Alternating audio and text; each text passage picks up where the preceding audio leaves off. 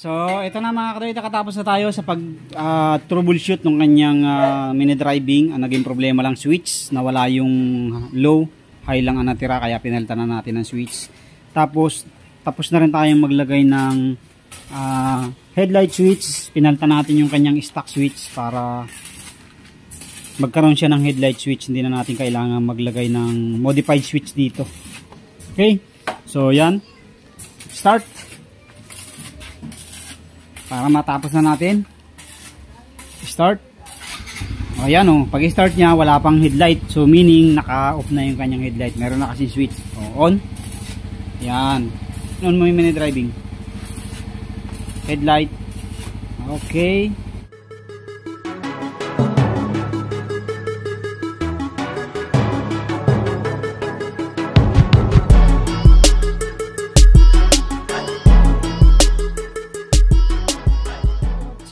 Welcome back dito sa ating YouTube channel at mayroon tayong gagawin ngayon dito. MIUI 125, lalagyan natin ng headlight switch. Tapos i-repair natin yung kanyang mini driving kasi nagmamalfunction. And then panggilid. Ayan. So gawin muna natin yung wiring para mamaya dire-diretso na tayo. Baklasin muna natin yung harap. Ito yung ilalagay natin. Ano to, with headlight switch kasi di ba ang M3 ay naka ano yan, matic. So isa lang naman yung gagamitin natin dito. Ito ang ating idadagdag. Yung kasing stock ng M3 walang ganyan.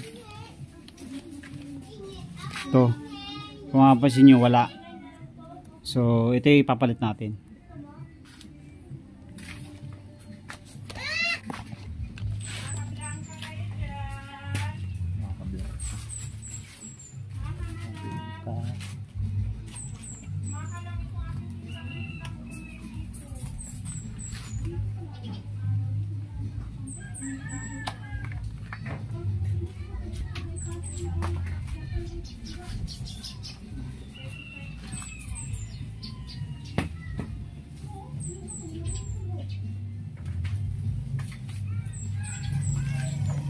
So yan, ito na, hihimayin na natin to mga kaduit kasi mini driving light nagmamalfunction.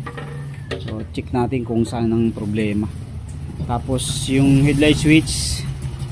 So unahin muna natin yung mini driving para mabilis.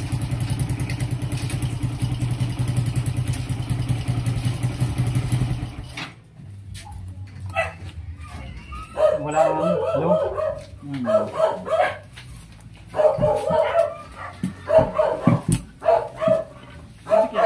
Sa busina para ano yung NPK sumasabay pag busina ano. Depende kung may relay ito. Wala yatang relay ito, busina mo stop eh.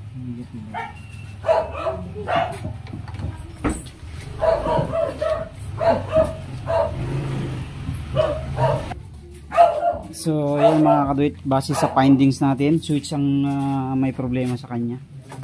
So ito kasi yung supply ng high and low sa relay. So siyempre ito yung muna natin i-check kung mayroong supply. So base sa checking natin ay wala yung isang supply. Sige nga, switch mo nga.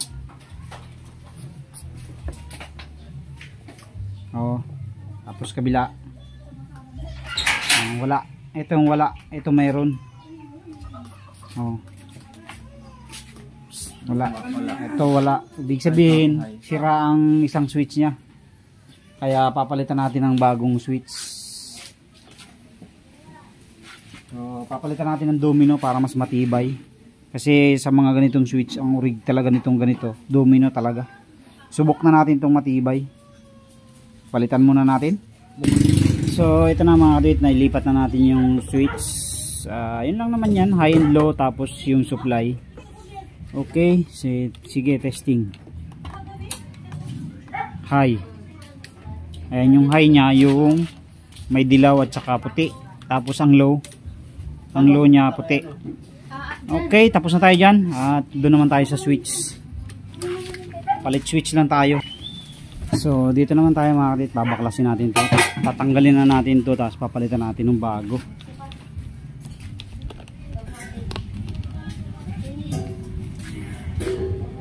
Voltmeter mo wala na yan? Wala na yan. Hinilap naman eh. Nagitin eh, wasak.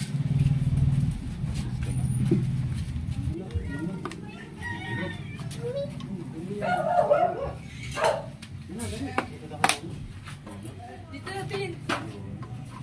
Murmur na. Dito. Eh, tinihan mo. Tatangaliin ako. So ito ipapalit natin mga kadit.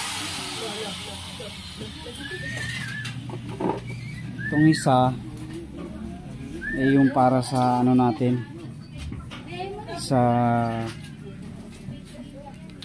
push button, starting button.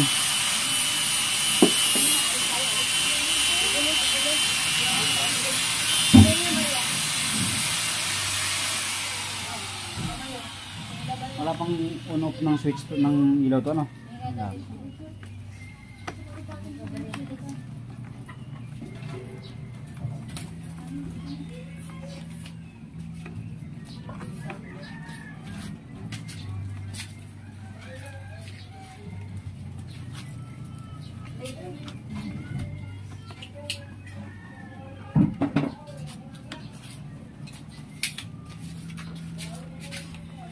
Sige mo.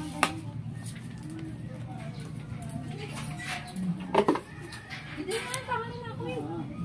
Sige mo, Maria.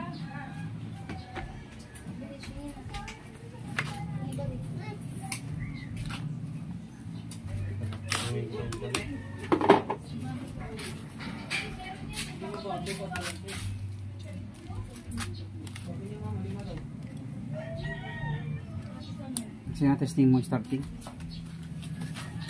Ang tama. So yan, testing lang natin i-start mga kadit. Off mo, off.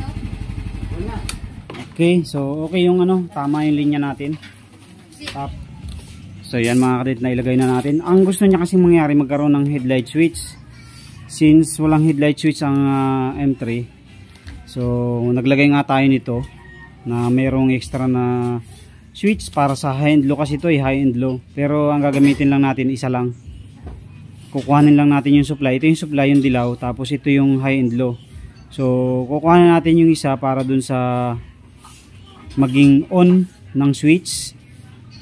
Tapos itong isa naman yung supply, kakatin natin yung supply ng headlight dito para iduktong natin dito. Tapos yung kaputol, yung matitira, ay atin namang iduduktong dito sa isang blue para magkaroon siya ng on. Ayan. So sa paglalagay ng switch mga kaduit, kuhanan nyo lang tong kulay blue. Ayan yan. Ito yung papunta sa ating mga switches dito. Bunutin nyo lang tong isang blue. Ayan. Tapos ito yung lalagay natin dito sa supply na dilaw. Dito. And then yung isang blue rito, yun naman ang i-connect natin dito. Para ito naman yung papasok papunta sa headlight. Ayan. Papunta dito sa dalawang to. Ito kasi yung high and low natin eh. Yung blue natin, ayan, yan yung nagsusupply dun sa switch para magkaroon ng high and low. So yan, ito mga kadit, gagamit tayo nito para pwede tayong magbalik sa stock kung sakaling gusto nung may-ari na ibalik sa stock. Ayan, ito i-replace lang natin to dun sa position niya. Ayan. Tapos dito tayo duduktong. Ito yung iduduktong natin dito sa isang blue, ito. Itong ilalagay natin wire. Tapos yung isang blue na yan, itong tinanggal natin, duduktong natin sa dilaw. Ayan, yan. So ito na mga kadit, na-replace na natin. Ito na. Andiyan na, nakasuksok na ulit yung isang pin para hindi na tayo mag-cut ng wire. Ayan. So ito na mga kadit, nakikabit na natin. So mayroon ng off, kung mapansin nyo, umaandar na yung makina nya. Ayan. Nakapatay na yung headlight nya.